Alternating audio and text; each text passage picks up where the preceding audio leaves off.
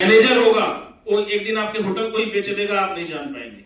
इसलिए कुछ चीजें, कुछ बारीकियां उसकी होती हैं, उसको आपको समझना पड़ेगा। ये टैलेंट अपने अंदर डेवलप करना पड़ेगा।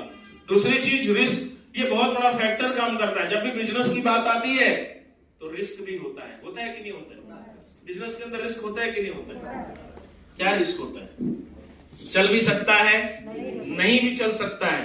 लेकिन चलो बहुत अच्छा चल रहा था और अचानक सरकार का कोई प्रोजेक्ट आ गया, सरकार का, और आपकी जहां आपका होटल था सर, वहीं से उसने कहा हम यहीं से फ्लाईओवर निकालेंगे। आप रोक लेंगे क्या? आप रोक पाएंगे? नहीं रोक पाएंगे। यानी कि रातों रात एक प्रोजेक्ट ने क्या किया, आपका बहुत बड़ा नुकसान कर दिया। होता है कि नहीं होता है सर?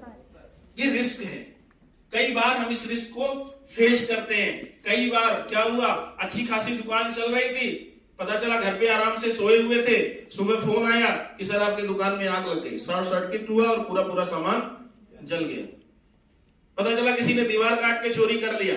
रातों रात हम क्या हो गए, अर्श से फर्श पे आ गए। होता है कि नहीं होता है सर? ये रिस्क, जब भी बिजनेस होता है तो एक बिजनेसमैन हमेशा रिस्क में रहता है। लॉस हो सकता है। कई बार छोटे छोटे व्यवसाय को आप देखिए, वहां पे भी ये चांसेज रहते हैं। एक सब्जी वाले का एग्जांपल ले लीजिए।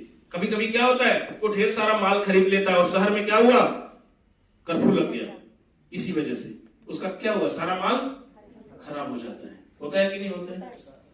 कभी कभी प्रकृति ऐसा कुछ कर देती है, नेचर से बड़े तो हम नहीं है ना, प्रकृति ही कुछ ऐसा कर देती है कि हमारा नुकसान हो जाता है बिजनेस के अंदर। लेकिन एक इंडस्ट्री ऐसी है, आइए हम जानते हैं थोड़ा सा डायरेक्ट सेलिंग इंडस्ट्री के बारे में, कि यहाँ पे